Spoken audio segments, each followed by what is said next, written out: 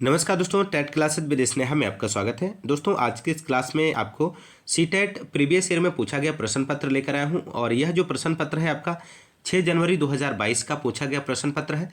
और इस प्रश्न पत्र के भाग थर्ड पर्यावरण अध्ययन के 30 क्वेश्चंस को इस क्लास में सॉल्व करेंगे। दोस्तों यदि आप हमारे चैनल पर नए हैं तो चैनल को सब्सक्राइब कीजिए, लाइक कीजिए, शेयर कीजिए। दोस्तों क्लास को पूरा देखें, अंत तक बने रहें। दोस्तों आइए शुरू करते हैं आज की क्लास के क्वेश्चन नंबर 61 से। क्वेश्चन नंबर 61 है, निर्देश दिया गया है निम्नलिखित प्रश्नों के उत्तर देने के लिए सही सबसे उपयुक्त विकल्प चुनिए। तो क्वेश्चन नंबर 61 है, मडगांव से नागरकोइल के बीच की दूरी लगभग 1134 किलोमीटर है। यदि इस दूरी को कोई रेलगाड़ी 21 घंटे में तय करती है तो इन दोनों शहरों के रेलवे स्टेशनों के बीच रेलगाड़ी की औसत चाल मीटर प्रति सेकेंड में है। तो यहाँ पे राइट आंसर जो हो जाएगा ऑप्शन फर्स्ट हो जाएगा 15, यहाँ पे सही जवाब हो जाएगा। इस क्वेश्चन को दोस्तों आप सॉल्व करेंगे तो आपको 15 यहाँ पे राइट आंसर प्राप्त हो जाएगा। किस तरह से सॉल्व करेंगे आइए देखते हैं। मंडगांव से नागरकोइल के बीच की दूरी कितनी दी गई है? 1134 दी गई है। समय कितना है? टाइम 21 घंटे है। तो औसत चाल बराबर फार्मूला क्या होता है? तो औसत चाल बराबर होता है दूरी बटे समय होता है। तो दूरी कितनी दी गई है? 1134 है बटे 21। इसको डिवाइड करेंगे तो आपको मिल जाएगा 54 किलोमीटर प्रति घंटा। उसके बाद आपको निकालना है रेलगाड़ी का औसत चाल मीटर पर सेकेंड में। तो 54 हो जाएगा इंटू 5/18। इसको सॉल्व करेंगे तो आपको प्राप्त हो जाएगा 15 मीटर प्रति सेकेंड ये आएगा। तो इसलिए यहाँ पे राइट आंसर फर्स्ट हो जाएगा 15 मीटर पर सेकेंड। अगला क्वेश्चन नंबर 62, कोई छात्र ए पर है और बी पर पहुंचना चाहता है। इसके लिए वह पहले ओ पर जाता है जो ए के ठीक उत्तर में 90 मीटर दूरी पर है और फिर वह ओ से बी पर ठीक पश्चिम दिशा में 120 मीटर दूरी तय करने पहुंचता है। ए की बी से कम दूरी और बी के सापेक्ष ए की दिशा क्रमशः क्या है? तो यहाँ पे राइट आंसर जो हो जाएगा दोस्तों यहाँ पे ऑप्शन थर्ड हो जाएगा 150 मीटर दक्षिण पूर्व। इसका सही जवाब हो जाएगा। तो यहाँ पे दिया गया कोई छात्र ए पर है, इस तरह से आप इसको सॉल्व कर लीजिएगा। ए पर है, बी पर पहुंचना चाहता है, इसके लिए वह पहले ओ पर जाता है। ए से ओ पर जाएगा और ओ और बी की बीच की जो दूरी है वो 120 मीटर है और ए से ओ के बीच की दूरी जो है 90 मीटर दी गई है। और ए बी कितना? ए बी 210 मीटर दिया गया है। अब इसको सॉल्व करेंगे तो आप ए बी बराबर आप निकालेंगे, इसको निकालेंगे 210 ये जो आया है ये सॉल्व करने के बाद आएगा। तो ए बी निकालेंगे तो ए बी आपका कितना होगा? तो ए बी बराबर हो जाएगा, हाँ सोल्व कर लीजिए। ए बी बराबर √ OA² प्लस OB² हो जाएगा बराबर √ कितना हो जाएगा? 90 का वर्ग प्लस 120 का वर्ग। सॉल्व करेंगे तो कितना मिलेगा? 8100 प्लस 14440। तो यहाँ पे टोटल करेंगे तो आपको मिल जाएगा, इसका वर्ग करेंगे तो वर्गमूल करेंगे तो आपको 150 मीटर यहाँ पे प्राप्त हो जाएगा। तो ए से बी के बीच की कम से कम दूरी 150 मीटर हो जाएगी और बी के सापेक्ष ए की दिशा दक्षिण पूर्व होगी। तो राइट आंसर जो होगा ऑप्शन थर्ड हो जाएगा, यहाँ पे ध्यान रखिएगा। अगला क्वेश्चन नंबर 63, निम्नलिखित में से स्लॉथ के बारे में सही कथन चुनिए। तो राइट आंसर यहाँ पे हो जाएगा फर्स्ट, स्लॉथ लगभग 40 वर्ष जीते हैं और दिन के लगभग 17 घंटे वृक्षों की शाखाओं पर उल्टे सिर लटकाकर मस्ती से सोते हैं। ऑप्शन फर्स्ट राइट आंसर हो जाएगा। अगला क्वेश्चन नंबर 64 है।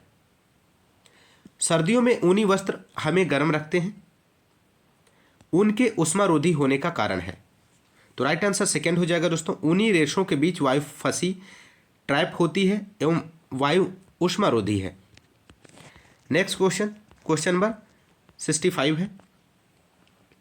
कक्षा 5 की पाठ्यपुस्तक में छपे गोलकोंडा किले के मानचित्र में 1 सेमी जमीन पर 110 सेमी की दूरी को दर्शाता है। इस मानचित्र में फतेह दरवाजे और बंजारा दरवाजे के बीच की दूरी 14.2 सेमी है। जमीन पर इन दोनों दरवाजे के बीच कम से कम दूरी होगी।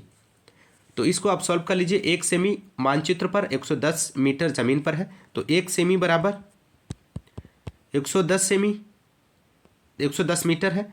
फतेह दरवाजे और बंजारा दरवाजे के बीच की दूरी कितनी है? 14.2 सेमी है। ज़मीन की दूरी आपको निकालनी है, तो आपको यहाँ पे करना होगा, इसका दोनों का मल्टीप्लाई कर लीजिए। तो 110 14.2 इंटू 110 का मल्टीप्लाई कर लीजिए और डिवाइड कर दीजिए 100 से, तो आपको प्राप्त हो जाएगा 1.562 किलोमीटर आपका प्राप्त हो जाएगा। तो यहाँ पे इस क्वेश्चन का दोस्तों राइट आंसर जो हो जाएगा थर्ड हो जाएगा 1.562 किलोमीटर। अगला क्वेश्चन नंबर 66। 3 राज्यों का ऐसा समूह जिनके किसी किनारे पर अरब सागर है, कौन सा है? तो राइट आंसर ऑप्शन फर्स्ट हो जाएगा केरल, कर्नाटक, महाराष्ट्र। अरब सागर तट पर स्थित राज्य हैं दोस्तों, ध्यान रखिएगा। अगला क्वेश्चन नंबर 67। एक ऐसा नाच जिसमें जमीन पर बांस की डंडी लेकर दो लोगों की जोड़ी आमने सामने बैठती है, ढोल की ताल पर डंडियों को जमीन पर पीटते हैं तथा ताल के अनुसार डंडियों के बीच लोग एक कतार में खड़े होकर कूदते हैं और नाचते हैं। इस नाच का नाम तथा उस राज्य का नाम जहाँ के लोग इसे नाचते हैं क्रमशः क्या है? तो राइट आंसर थर्ड हो जाएगा चेराओ, मिजोरम। चेराओ नृत्य मिजोरम राज्य में किया जाता है। इस नृत्य में व्यक्ति बांस की डंडियों को पकड़कर युग्मों में एक दूसरे के आमने सामने जमीन पर बैठते हैं। ढोल बजते ही बांस को जमीन पर पीटा जाता है। नर्तक बांस की डंडियों के अंदर और बाहर पैर रखते हैं और ताल पर नाचते हैं। तो ऑप्शन थर्ड यहाँ पे राइट आंसर हो जाएगा, ध्यान रखिएगा। अगला क्वेश्चन नंबर 68 है। संसार की 5वीं और भारत की पहली ऐसी महिला जिन्होंने माउंट एवरेस्ट की चोटी पर कदम रखा, उनका नाम क्या है? दिएगा ऑप्शंस में से आपको बताना है। तो राइट आंसर यहाँ पे हो जाएगा दोस्तों first Bachendri Pal. Mount Everest Himalaya में स्थित विश्व की सर्वाधिक ऊंची चोटी है, यह नेपाल में स्थित है। बछेंद्री पाल ने 23 मई 1984, ध्यान रखिएगा 23 मई 1984, 23 मई 1984 को माउंट एवरेस्ट सागरमाथा पर चढ़ाई की और भारत का ध्वज फहराया। वह भारत की पहली और संसार की 5वीं ऐसी महिला बन गई जिसने एवरेस्ट पर कदम रखा। यह 43 मिनट तक एवरेस्ट पर रही। तो ध्यान रखिएगा दोस्तों, महत्वपूर्ण तथ्य हैं। अगला क्वेश्चन नंबर 69। प्रसिद्ध भारतीय त्योहारों होली और दीपावली के विषय में नीचे दिए गए कथनों में से सही कथन को चुनिए। तो राइट आंसर फोर्थ हो जाएगा। दीपावली अमावस्या को तथा होली पूर्णिमा को मनाई जाती है। यहाँ पे चौथा ऑप्शन राइट हो जाएगा। अगला क्वेश्चन नंबर 70। रेगिस्तानी ओक के विषय में नीचे दिए गए कथनों पर विचार कीजिए। तो राइट आंसर यहाँ पे फर्स्ट हो जाएगा ए, सी, डी, यहाँ पे सही जवाब हो जाएगा। अगला क्वेश्चन नंबर 71। हमारे देश में ऐसे गांव हैं जहां के ग्रामवासी अत्यधिक वर्षा होने के कारण अपने घरों को बांस के खंभों पर जमीन से 10 से 12 फीट ऊंचाई पर बनाते हैं। इन घरों को अंदर से लकड़ी का ही बनाया जाता है। ये गांव कहाँ होने वाले चाहिए? ये गांव कहाँ होने चाहिए? तो आपको बताना है दोस्तों। तो राइट आंसर यहाँ पे हो जाएगा थर्ड, असम। असम में भारी वर्षा होती है। यहाँ मकानों के छत ढालू होते हैं। ग्रामीण क्षेत्रों में अधिकांश मकान मजबूत बांस के खंभे पर बने होते हैं। इनकी लकड़ी के फर्श जमीन से 3 से 3.5 मीटर की ऊंचाई पर बने होते हैं। अगला क्वेश्चन, क्वेश्चन नंबर 72। नीचे दिए गए हमारे देश के किस राज्य केंद्र शासित प्रदेश के अधिकांश सामान्य लोगों को नारियल डली हुई किसी भी करी के साथ उबला टाइपियोका खाना सबसे अच्छा होता है, अच्छा लगता है? यहाँ पे इस क्वेश्चन का दोस्तों राइट आंसर फोर्थ हो जाएगा, केरल इसका सही जवाब है। टाइपियोका तथा नारियल केरल राज्य में लगभग प्रत्येक घर के आंगन में लगाया जाता है। टाइपियोका का दूसरा नाम शकरकंदी है। केरल में नारियल डली हुई किसी भी करी के साथ उबला हुआ टाइपियोका प्रमुख व्यंजन है, ध्यान रखिएगा। अगला क्वेश्चन, क्वेश्चन नंबर 73। बिहार राज्य के लोगों के लिए मधुमक्खी पालन की प्रक्रिया शुरू करने का सर्वोत्तम समय कौन सा है? तो राइट आंसर ऑप्शन थर्ड हो जाएगा, मार्च से जून है। अक्टूबर से दिसंबर तक का समय मधुमक्खियों के अंडे देने का होता है। मधुमक्खी पालन शुरू करने का सबसे अच्छा समय होता है। ऑप्शन फर्स्ट यहाँ पे फर्स्ट ऑप्शन हो जाएगा, माफ कीजिएगा दोस्तों, अक्टूबर से दिसंबर। अगला क्वेश्चन, क्वेश्चन नंबर 74। मानव पोषण के संदर्भ में स्वांगीकरण का अर्थ है, आपको बताना है दोस्तों। तो राइट आंसर यहाँ पे हो जाएगा थर्ड ऑप्शन, पचा हुआ पदार्थ शरीर में जटिल पदार्थों को बनाने में उपयोग होता है। थर्ड ऑप्शन राइट आंसर हो जाएगा। मानव पोषण के संदर्भ में स्वांगीकरण का अर्थ पचा हुआ पदार्थ शरीर में जटिल पदार्थ को बनाने में उपयोग होना। अगला क्वेश्चन, क्वेश्चन नंबर 75। उस खेत की मृदा के विषय में विचार कीजिए जिसमें कोई किसान रासायनिक उर्वरकों और पीड़कनाशियों का अधिकाधिक उपयोग करके अपने खेतों में बार बार धान की फसल उगा रहा है। आपके विचार से उसके इस व्यवहार से उसके खेत की मृदा किस प्रकार की होगी? तो आपको बताना है। तो राइट आंसर फोर्थ हो जाएगा, कुछ समय पश्चात बंजर हो जाएगी। बार बार रासायनिक उर्वरकों तथा पीड़कनाशियों का अधिकाधिक प्रयोग एवं एक ही फसल को बार बार उगाने से भूमि कुछ समय बाद बंजर हो जाएगी। मृदा की उर्वरता शक्ति को बनाए रखने के लिए फसल चक्र अपनाना चाहिए। अगला क्वेश्चन, क्वेश्चन नंबर 76 है दोस्तों। पर्यावरण अध्ययन में ग्रह अधिविन्यास का उद्देश्य है, बताना है आपको। तो राइट आंसर फोर्थ हो जाएगा, सीखने का विस्तार। पर्यावरण अध्ययन में ग्रह अधिविन्यास का उद्देश्य सीखने का विस्तार है। Question number 77। शीला ने कक्षा थर्ड विद्यार्थियों को पढ़ाने के लिए उपकरण पशु लिया। निम्न में से कौन से प्रकरण उसके अधिगम के विस्तार के लिए लाभदायक होंगे? तो राइट आंसर थर्ड हो जाएगा, ग्रामीण उद्यान में पशुओं जानवरों को देखना। Question number 78। जल से संबंधित त्योहारों को समुदायों द्वारा मनाने को ज्ञात करने के लिए सर्वाधिक उपयुक्त युक्ति कौन सी है? तो राइट आंसर यहाँ पे हो जाएगा थर्ड, परिवार तथा समुदायों में बुजुर्गों से बातचीत करना। अगला क्वेश्चन, क्वेश्चन नंबर 79। कक्षा फर्स्ट सेकेंड में पर्यावरण अध्ययन की कोई पुस्तकें क्यों नहीं है? आपको बताना है दोस्तों। तो कक्षा फर्स्ट और सेकेंड में पर्यावरण अध्ययन की कोई पाठ्य पुस्तक इसलिए नहीं है क्योंकि पर्यावरण अध्ययन से संबंधित संकल्पनाएं और कौशल भाषा गणित के द्वारा सिखाए जाते हैं। तो थर्ड ऑप्शन यहाँ पे राइट आंसर हो जाएगा। अगला क्वेश्चन, क्वेश्चन नंबर 80 है। निम्न में से कोई सामाजिक सांस्कृतिक वातावरण का उदाहरण है? तो राइट आंसर फोर्थ हो जाएगा, सामाजिक सांस्कृतिक वातावरण का उदाहरण समुदाय है। अगला क्वेश्चन, क्वेश्चन नंबर 81। पर्यावरण अध्ययन की संकल्पनाओं को प्राथमिक स्तर पर प्रस्तुत करने का उपागम ऐसा कि विद्यार्थियों को भोजन, आश्रय इत्यादि के विषय में ज्ञात करने के लिए अपने परिवार और समुदाय के सदस्यों से परामर्श लेना पड़ता है, इसका कारण क्या है? तो राइट आंसर यहाँ पे हो जाएगा थर्ड ऑप्शन, अधिगम का प्राथमिक स्रोत विद्यार्थियों की सामाजिक संस्कृति पृष्ठभूमि है। Next question, question number 82। संज्ञानात्मक बाधित विद्यार्थियों को पर्यावरण अध्ययन पढ़ाने की कौन सी युक्ति सर्वाधिक उपयुक्त है? तो राइट आंसर थर्ड हो जाएगा, कार्यों को भागों में बांटें और पृथक रूप से भागों को पूरा करें। Next question, question number 83। पाठ्य योजना में ईबीएस की विषय वस्तु के विश्लेषण हेतु निम्न में से कौन सा आवश्यक चरण है? तो सतत एवं, तो यहाँ पे ऑप्शन जो है फोर्थ हो जाएगा, संकल्पना मानचित्र बनाना। पाठ्य योजना ईबीएस की विषय वस्तु के विश्लेषण हेतु संकल्पना मानचित्र बनाना आवश्यक है। ऑप्शन 4 राइट आंसर हो जाएगा। नेक्स्ट प्रश्न देखते हैं। क्वेश्चन नंबर 84 है, सतत एवं समग्र मूल्यांकन में समग्र शब्द संबंधित है, किससे संबंधित है?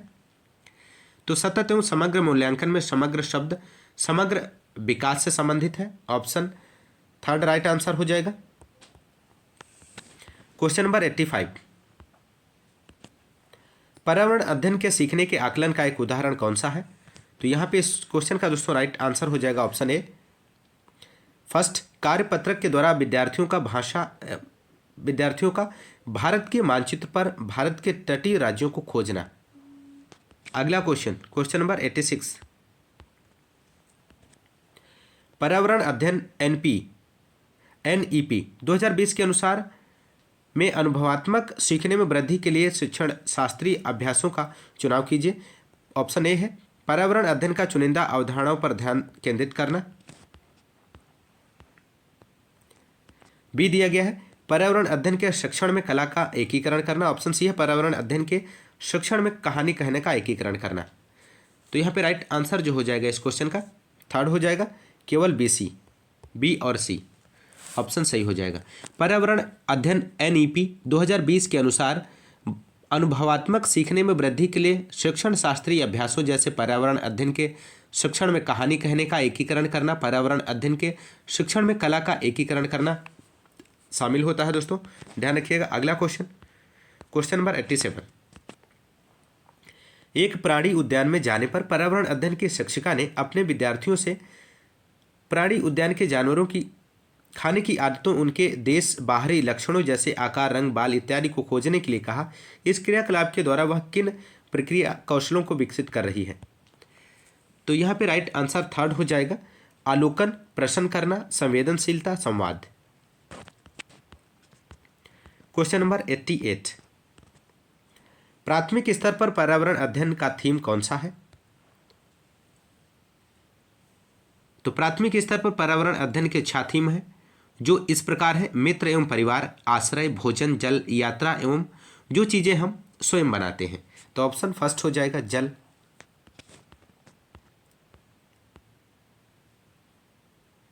अगला क्वेश्चन नंबर 89 है, पर्यावरण अध्ययन के आकलन में एक शिक्षक कौन से उच्च स्तरीय चिंतन वाले प्रश्न का चुनाव करेगा? तो राइट आंसर यहां पे हो जाएगा सेकंड, क्या होगा यदि पृथ्वी पर पेट्रोल और डीजल ना हो? सेकंड ऑप्शन यहां पे राइट आंसर हो जाएगा। अगला क्वेश्चन नंबर 90 है,